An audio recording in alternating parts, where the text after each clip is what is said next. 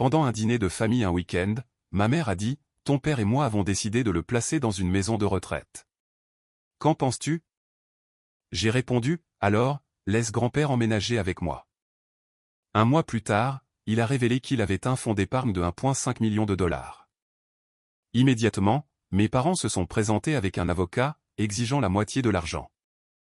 Mais ensuite, cette vidéo raconte une histoire fictive créée uniquement à des fins de divertissement. Les scènes, personnages et événements présentés sont imaginaires et ne représentent pas la réalité. Je m'appelle Marc Avance. J'ai 29 ans et à 9 h, un lundi matin glacial et couvert de neige, j'étais assise dans un cabinet d'avocat du centre-ville de Louisville, regardant mes propres parents tenter de dépouiller mon grand-père de tout ce qu'il avait construit. De l'autre côté de la table de conférence polie, mon père était assis avec un sourire froid et calculé, tandis que ma mère évitait mon regard, se cachant derrière leur avocat hors de prix. Il pensait que, du haut de mes 29 ans, je flancherais sous la pression juridique et leur céderais les économies de toute une vie de mon grand-père. Il croyait que sa mémoire défaillante faisait de lui une cible facile à exploiter, et que ma nature tranquille signifiait que je me rendrais sans me battre. Mais ils avaient complètement mal évalué qui protégeait vraiment qui. Assise à côté de mon grand-père, tenant une boîte en fer usé remplie de décennies de preuves indéniables, je savais que ce n'était plus seulement un litige concernant une fiducie financière. C'était une guerre totale pour sa dignité. Et j'étais tout à fait prête à brûler tous les ponts pour la gagner. Si vous voulez voir comment cette intense bataille familiale se déroule et découvrir qui l'emporte finalement, veuillez cliquer sur le bouton d'abonnement et activer la cloche de notification pour ne jamais manquer un épisode de notre histoire. En septembre de cette année-là, avant que les premières tempêtes de neige de la saison ne recouvrent Louisville, ma famille essayait encore désespérément de maintenir une illusion délirante de paix. Chaque dimanche soir, je devais me rendre en voiture à la maison de banlieue où j'avais grandi, pour assister à des repas de famille tendus qui ressemblaient plus à des négociations commerciales qu'à des réunions affectueuses. Mon père, Vincent Vance, était assis en bout de table avec un air renfrogné, coupant agressivement son rôti de bœuf, tout en dissimulant à peine sa frustration persistante face à ses entreprises commerciales en faillite. En face de lui, ma mère, Anita Vance, ajustait nerveusement ses bijoux en argent poli, jetant constamment des regards inquiets vers le coin tranquille de la salle à manger. Assis là paisiblement se trouvait mon grand-père. Lial Vance, un ingénieur civil à la retraite de 81 ans qui avait passé 4 décennies à concevoir les ponts mêmes qui reliaient notre ville, maintenant réduit à leurs yeux à un inconvénient mineur. Simplement parce que son esprit vieillissant égarait occasionnellement ses clés de maison ou oubliait d'éteindre la cafetière. Tout au long du repas, l'atmosphère dans la salle à manger devenait de plus en plus oppressante alors que mes parents échangeaient des regards codés avant de se lancer finalement dans leur discours préparé. Mon père a claqué sa fourchette contre l'assiette en porcelaine fine, se plaignant bruyamment de l'augmentation des factures d'électricité mensuelles et du fardeau épuisant de surveiller un parent âgé qui nécessitait une attention constante.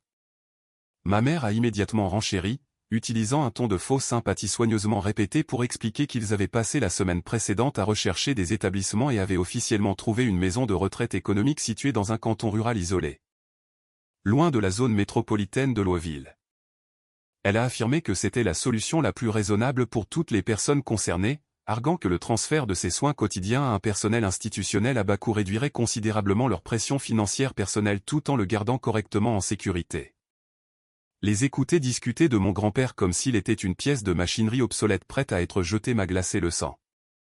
J'ai regardé grand-père Lial, dont les mains burinées tremblaient légèrement alors qu'il poussait ses petits pois dans son assiette, comprenant clairement que son propre fils et sa belle-fille complotaient activement pour le chasser de leur vie. J'ai refusé de les laisser détruire la dignité qui lui restait au nom de leur commodité. Posant fermement ma serviette, j'ai dit directement à mes parents que leur plan froid était entièrement inacceptable, déclarant que je prenais la responsabilité immédiate de ses soins quotidiens et que je le faisais emménager chez moi le soir même. Mon père a ricané d'incrédulité, m'avertissant que prendre en charge un homme âgé atteint de démence à un stade précoce ruinerait ma vie sociale et épuiserait mon modeste revenu de paysagiste. Mais j'ai ignoré ces insultes amères, aidé grand-père Lial à emballer ses vêtements essentiels, et les guider jusqu'à ma vieille berline. La transition tranquille vers octobre a apporté un profond sentiment de chaleur et de stabilité à ma confortable maison de 2 chambres, ce que mon grand-père n'avait pas connu depuis des années. Loin des critiques constantes et de l'environnement hostile de la maison de mes parents, son anxiété a visiblement fondu, permettant à sa douce personnalité et à son esprit vif de refaire surface pendant nos routines matinales tranquilles. Nous avons établi ensemble un rythme paisible, où il s'asseyait près de la fenêtre ensoleillée de la cuisine, sirotant un café noir pendant que je dessinais des aménagements paysagers avant de me rendre sur mes chantiers. L'environnement familier et le traitement respectueux ont fait des merveilles pour sa clarté mentale, gardant sa mémoire remarquablement vive et son moral constamment élevé alors que les feuilles d'automne commençaient à dorer dans le quartier. Un matin frais d'octobre, alors que nous étions assis ensemble après le petit déjeuner, grand-père Lial a cherché sous son lit et a sorti une lourde boîte en fer rouillé qu'il avait gardée soigneusement cachée dans une vieille valise en cuir. Il l'a posée doucement sur la table de cuisine en bois, la faisant glisser vers moi avec un regard sérieux mais profondément affectueux. Quand j'ai ouvert le couvercle à loquet, j'ai été stupéfaite de trouver des registres bancaires méticuleux, des certificats de titres de propriété originaux et des documents officiels de fiducie financière établissant un compte privé d'une valeur de 1,5 million de dollars. Il a expliqué doucement qu'il avait passé toute sa carrière professionnelle à constituer discrètement ce fonds à partir de son salaire d'ingénieur, de vente de terrain et de l'assurance vie de ma grand-mère décédée, le structurant intentionnellement pour couvrir ses futures dépenses médicales, tout en s'assurant que la richesse restante me reviendrait directement. En regardant la somme incroyable détaillée sur les papiers certifiés, j'ai réalisé que mon grand-père avait placé sa confiance totale et l'héritage de toute sa vie entre mes mains. Ignorant que la simple existence de cette fortune déclencherait bientôt une tempête de cupidité impitoyable au sein de notre famille. Début novembre, alors que des vents d'automne vifs balayaient le centre-ville de Louisville, j'ai décidé de régler formellement les détails administratifs concernant les arrangements de soins de santé continus de mon grand-père. Accompagné de grand-père Lial, je me suis rendu à l'agence principale de la Heritage Bank pour prendre rendez-vous avec Opel Kent, la gestionnaire de fiducie à la Heritage Bank, qui supervisait les comptes familiaux spécialisés. Assise dans son bureau tranquille aux parois de verre, j'ai présenté les documents de fiducie originaux de la boîte en fer afin que nous puissions officiellement mettre à jour ces dossiers de mandataires pour les soins de santé primaires. Opel Kent a examiné les documents certifiés avec une efficacité bien rodée, confirmant que le capital de 1,5 million de dollars restait entièrement intact sous son nom. Elle nous a guidés à travers les procédures de vérification nécessaires, s'assurant que mon grand-père conservait une autorité totale sur ses affaires financières tout en me désignant comme sa représentante autorisée pour toutes les décisions futures en matière de facturation des soins de santé.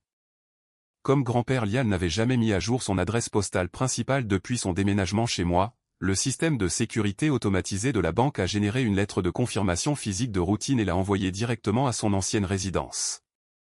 2 jours plus tard, le sanctuaire paisible de ma maison a été violemment brisé lorsque mon père a fait irruption par ma porte d'entrée sans frapper, tenant le relevé bancaire ouvert dans son poing tremblant. Ma mère s'est précipitée juste derrière lui, le visage rouge de fureur, accompagnée de Floyd Finch, un avocat agressif en recouvrement d'actifs connu dans toute la ville pour gérer des litiges d'héritage impitoyables et à enjeux élevés. Mon père a arpenté le sol de mon salon en criant que j'avais délibérément manipulé un homme vieillissant pour cacher une fortune massive tout en laissant ses propres parents travailleurs dans une situation financière précaire. Floyd Finch s'est avancé avec un sourire arrogant, jetant une pile de contrats juridiques contraignants sur ma table basse et exigeant que je les signe immédiatement. Il a expliqué que l'accord rédigé diviserait le fonds de fiducie à parts égales, transférant 750 000 $ sur le compte bancaire de mes parents tout en établissant une tutelle conjointe sur le solde restant. Quand j'ai catégoriquement refusé de signer les documents, ma mère s'est approchée de moi, la voix tremblante d'une amertume intense, m'accusant de voler ce qu'elle prétendait être une propriété familiale légitime. Floyd Finch s'est penché sur mon comptoir de cuisine, m'avertissant que si je ne parvenais pas à exécuter l'accord d'ici la fin de la semaine, il déposerait une plainte officielle auprès du tribunal des successions du comté de Maran. Il a menacé de m'accuser de manipulation émotionnelle grave, d'exploitation financière de personnes âgées et de coercition illégale, affirmant qu'il avait suffisamment de preuves circonstancielles pour convaincre un juge que grand-père Lial manquait de capacité mentale lorsqu'il a remis les dossiers. Mon père a ajouté qu'il demanderait une ordonnance d'urgence du tribunal pour geler complètement la fiducie, privant mon grand-père de ses fonds médicaux et le forçant à une tutelle d'état involontaire si j'osais résister à leur demande. Grand-père Lial s'est levé de son fauteuil, la voix ferme, disant à son fils que l'argent provenait de ses propres économies de toute une vie et qu'il me faisait entièrement confiance pour le protéger. Mon père lui a souri avec mépris, rejetant ses paroles comme une simple répétition de mes instructions et affirmant que sa démence à un stade précoce rendait ses opinions juridiquement sans valeur. Le manque de respect total dans le ton de mon père a enflammé en moi une résolution protectrice féroce, rendant très clair que tout espoir persistant de compromis familial était officiellement mort. J'ai ramassé les papiers juridiques non signés de la table, les ai rendus à Floyd Finch, et leur est fermement ordonné à tous les trois de quitter ma propriété avant que j'appelle le département de police métropolitaine de Louisville pour signaler une violation de propriété en cours. Floyd Finch a rassemblé sa mallette avec un rire sombre, promettant que mon défi me coûterait chaque dollar que je possédais une fois que nous serions devant un juge des successions. Alors qu'il claquait la porte d'entrée derrière eux, laissant mon salon dans un lourd silence, j'ai regardé le visage pâle de grand-père Lial et j'ai juré qu'aucune intimidation ne me forcerait jamais à renoncer à sa liberté. Le mardi matin suivant, mes parents avaient transformé notre désaccord familial interne en un spectacle public sur les réseaux sociaux. Mon père a rédigé un récit exagéré et l'a publié sur plusieurs forums communautaires, m'accusant publiquement de manipuler un parent vulnérable pour l'isoler de sa famille. Il a affirmé que j'avais secrètement persuadé un homme âgé de lui remettre les économies de toute sa vie, qualifiant mes actions de trahison ingrate conçue pour lui enlever son héritage légitime. La publication a rapidement gagné du terrain parmi les groupes locaux, suscitant des commentaires acerbes de connaissances lointaines qui ont accepté aveuglément sa version de l'histoire. Peu de temps après, des véhicules suspects ont commencé à tourner au ralenti dans ma rue, et plusieurs voisins ont commencé à chuchoter chaque fois que je sortais pour récupérer le courrier du matin. Malgré la tension émotionnelle de ces attaques publiques incessantes, j'ai gardé mon sang-froid, sachant que réagir impulsivement ne ferait que valider leur fabrication. Je me suis entièrement concentré sur le maintien d'un environnement calme et stable pour grand-père Lial, le protégeant du moulin à rumeurs angoissant en ligne tout en gardant sa routine quotidienne paisible et ininterrompue. Reconnaissant que la résistance informelle n'était plus suffisante contre leur hostilité croissante, j'ai programmé une consultation urgente avec Vera Drake, une avocate de premier plan spécialisée dans le droit des personnes âgées à Louisville, qui se spécialisait dans la protection des personnes âgées vulnérables contre les abus financiers domestiques. Je suis arrivé à son bureau sur Meridian Street avec un classeur contenant nos dossiers médicaux, nos relevés bancaires et des copies imprimées des publications diffamatoires de mon père sur Internet. Vera Drake a examiné les documents avec un œil calme et perspicace, examinant attentivement la chronologie du déménagement de mon grand-père et la documentation vérifiée de son fonds de fiducie. Elle m'a assuré que la campagne publique de mes parents était une tactique d'intimidation transparente et désespérée visant à forcer un règlement à l'amiable avant qu'un examen judiciaire formel n'ait lieu. Elle a expliqué que les juges des successions du Kentucky évaluaient la capacité sur la base d'évaluations médicales rigoureuses plutôt que sur des affirmations sensationnalistes en ligne. Notant que nos preuves démontraient clairement un modèle de planification successorale volontaire et délibérée de la part de mon grand-père. Pour construire une défense juridique à toute épreuve, Vera Drake a esquissé un plan d'action stratégique complet conçu pour neutraliser les requêtes judiciaires à venir de Floyd Finch. Elle m'a demandé de me coordonner avec le gériatre principal de grand-père Lial pour obtenir une évaluation formelle de sa compétence documentant son état cognitif exact par des tests neurologiques standardisés. De plus, elle m'a demandé de rassembler un registre chronologique détaillé retraçant chaque dollar dépensé pour ses frais de subsistance quotidiens, ses courses, ses médicaments sur ordonnance et ses séances de physiothérapie depuis son installation chez moi. Pour mettre fin immédiatement à la campagne publique malveillante, elle a rédigé une ordonnance de cessation et d'abstention urgente ainsi qu'une requête pour une ordonnance restrictive d'urgence contre mes parents. Signifiant que toute nouvelle diffamation ou harcèlement entraînerait une responsabilité civile immédiate et des sanctions judiciaires. Travailler aux côtés de Vera Drake m'a donné un regain de confiance, transformant ma panique défensive en une contre-offensive juridique ciblée et très organisée. Au cours des jours suivants, j'ai recueilli des déclarations sous serment signées des médecins traitants de mon grand-père qui ont unanimement confirmé que sa décision de me nommer comme sa fiduciaire a eu lieu alors qu'il possédait la pleine capacité testamentaire. J'ai également organisé soigneusement nos journaux vidéo à domicile, qui montraient clairement grand-père Lial articulant ses souhaits personnels avec une clarté totale et une indépendance émotionnelle. Lorsque Floyd Finch a reçu l'avis juridique formel avertissant ses clients de ne pas poursuivre le harcèlement public, les publications diffamatoires sur les réseaux sociaux ont été discrètement retirées en quelques heures.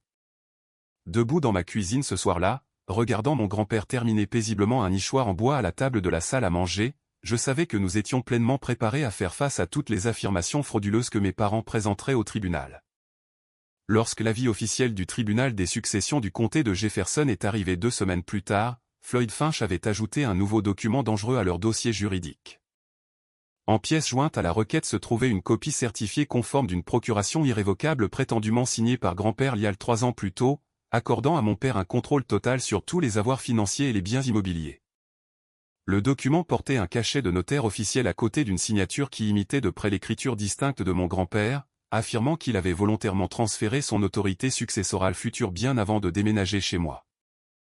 Floyd Finch a utilisé ce document pour soutenir que ma tutelle actuelle était juridiquement invalide, exigeant que le tribunal applique immédiatement l'accord antérieur et gèle le compte de fiducie de la Heritage Bank. En lisant la requête déposée dans la salle de conférence de Vera Drake, l'audace pure du stratagème de mes parents a fait trembler mes mains de colère alors qu'ils tentaient ouvertement d'utiliser un document frauduleux pour priver mon grand-père de son autonomie. Refusant d'accepter la validité du dépôt, Vera Drake et moi avons passé l'après-midi suivant à effectuer un audit minutieux des dossiers médicaux archivés et des journaux familiaux historiques de grand-père Lial. Nous avons étalé des dizaines de factures d'hôpital, de reçus d'ordonnances et de journaux chirurgicaux sur son bureau, en recoupant chaque date mentionnée dans la procuration notariée. Alors que Vera Drake examinait l'horodatage exact sur le sceau du notaire, elle s'est soudainement arrêtée et a pointé une incohérence flagrante qui avait complètement échappé à l'équipe juridique de Floyd Finch. Le document prétendait avoir été signé et notarié en personne dans un bureau de notaire privé du centre-ville de Louisville à 14 h l'après-midi du 14 octobre, 3 ans auparavant. Cependant, nos dossiers de santé électronique vérifiés racontaient une histoire entièrement différente, découvrant une faille catastrophique dans les preuves falsifiées de mes parents.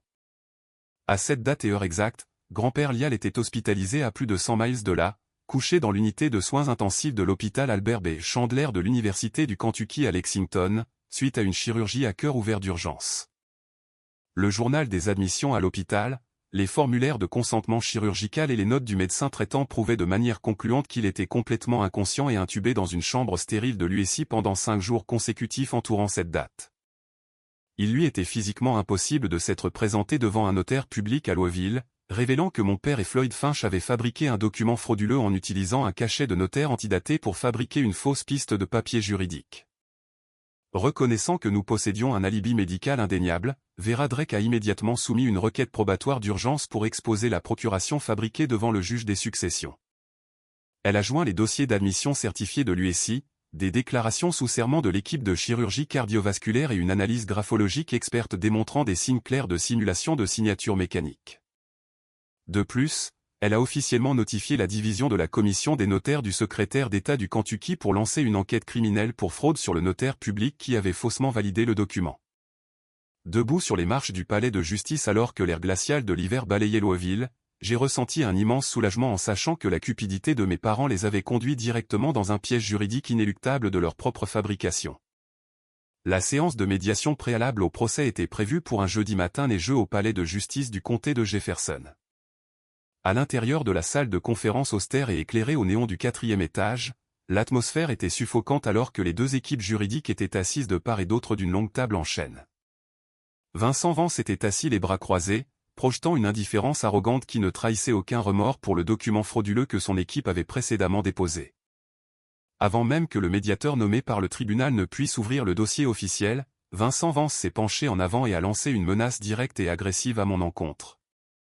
Il a déclaré que si je refusais de céder la gestion de la fiducie et de signer les droits de succession immédiatement, il lancerait une campagne ciblée pour détruire mon entreprise d'architecture paysagère en contactant tous mes principaux clients corporatifs. Floyd Finch est resté silencieux à côté de lui, offrant un signe de tête narquois qui signalait l'approbation totale des tactiques d'intimidation de son client. Je suis resté parfaitement immobile, tenant bon sans montrer le moindre signe de peur, sachant que leur bravade n'était qu'un bouclier désespéré contre la vérité imminente. Plutôt que de s'engager dans une dispute verbale animée, Vera Drake a calmement ouvert sa mallette en cuir et en a sorti un appareil de lecture numérique crypté. Elle a regardé directement Floyd Finch de l'autre côté de la table et a informé la salle que nous avions découvert des preuves audio cruciales lors de notre examen de routine des fichiers numériques archivés de grand-père Lial. Quelques mois avant de déménager chez moi, grand-père Lial avait par inadvertance laissé une application d'enregistrement vocal fonctionner sur sa tablette tout en recevant un appel téléphonique entrant de Vincent Vance. Vera Drake a appuyé sur le bouton de lecture et un enregistrement audio clair et cristallin a commencé à résonner dans la salle de conférence silencieuse. La voix froide et insensible de Vincent Vance a rempli l'espace alors qu'il parlait directement au directeur des admissions d'un établissement de soins notoirement bon marché et de qualité inférieure à la périphérie de la ville. Sur l'enregistrement, on pouvait l'entendre négocier le forfait de service minimum absolu pour son propre père tout en écartant toute préoccupation concernant les soins médicaux de base. Ces mots étaient vifs et sans compromis alors qu'il déclarait clairement « Je me fiche de la piètre qualité des conditions de vie là-bas tant que c'est le tarif le moins cher disponible et que vous vous assurez qu'il ne me dérange plus jamais. » La salle est tombée dans un lourd silence inconfortable alors que l'enregistrement continuait de jouer, capturant toute l'étendue de son intention cruelle d'abandonner un membre âgé de sa famille pour un pur gain financier. L'expression suffisante de Floyd Finch a instantanément disparu, son visage perdant toute couleur, alors qu'il réalisait l'impact catastrophique que cet enregistrement aurait sur son dossier juridique devant un juge des successions. La révélation soudaine de la cassette a brisé la fragile unité entre mes parents, déclenchant une crise de nerfs immédiate et chaotique de l'autre côté de la table. Anita Vance s'est tournée vers Vincent Vance avec de grands yeux terrifiés, sa voix tremblant violemment alors que la panique prenait complètement le dessus sur son sang-froid. Elle a commencé à lui crier dessus devant les deux avocats, insistant bruyamment sur le fait qu'elle n'avait jamais accepté de mettre grand-père Lial dans un établissement aussi négligent et accusant son mari de lui avoir caché la vérité depuis le début. Vincent Vance a répliqué dans un murmure furieux, tentant désespérément de la faire taire tout en frappant du poing sur la table en bois dur, mais le mal était déjà irréparable. Le médiateur a tranquillement pris des notes sur l'explosion émotionnelle. Reconnaissant que leur récit entier de tuteurs aimants et responsables avait été détruit de manière permanente en quelques secondes. Vera Drake a nonchalamment arrêté l'enregistrement et a placé une copie transcrite du fichier audio au centre de la table de conférence. Elle a souligné que cet enregistrement, combiné à nos preuves médicales vérifiées, établissait un schéma indéniable de mauvaise foi, de négligence envers une personne âgée et de tentative d'exploitation financière. Floyd Finch s'est rapidement penché pour murmurer de toute urgence à l'oreille de Vincent Vance, conseillant avec force à son client d'abandonner la requête avant que des accusations criminelles ne soient formellement introduites dans la procédure. En regardant mes parents alors qu'ils continuaient à échanger des accusations amères à voix basse et paniquées, j'ai ressenti un profond sentiment de clôture et de soulagement. La vérité avait enfin démantelé leur forteresse élaborée de mensonges, prouvant qu'aucune arrogance ne pouvait cacher la cruelle réalité de leurs actions.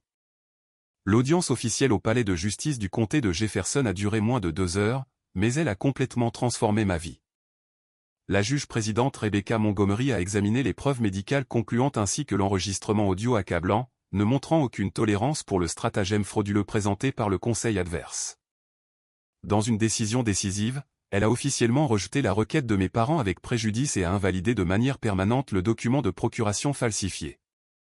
De plus, la juge Montgomery a formellement ordonné un renvoi immédiat de l'ensemble du dossier de preuve au bureau du procureur du Commonwealth, initiant une enquête criminelle pour falsification de documents et tentative de fraude financière contre Vincent Vance et Floyd Finch. La juge m'a accordé la tutelle légale unique sur grand-père Lial, m'octroyant une autorité fiduciaire et médicale complète pour assurer sa sécurité et son bien-être à long terme sans aucune autre interférence. Les retombées immédiates de la décision de justice ont brisé ce qui restait de la vie personnelle et professionnelle de mes parents. Une fois que la nouvelle de l'enquête judiciaire officielle a fuité dans les publications juridiques régionales, l'entreprise où travaillait Vincent Vance a rapidement mis fin à son poste de direction en raison de violations éthiques graves. Faisant face à des frais de justice paralysants et à un déshonneur public croissant, Anita Vance a demandé le divorce peu de temps après l'audience, essayant désespérément de protéger ses biens personnels des dettes financières en spirale de son mari.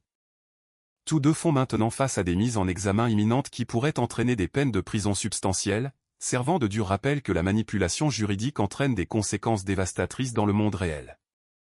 Leur tentative impitoyable d'exploiter un membre vulnérable de la famille a fini par détruire le statut et la richesse même qu'ils avaient passé une vie à essayer de protéger.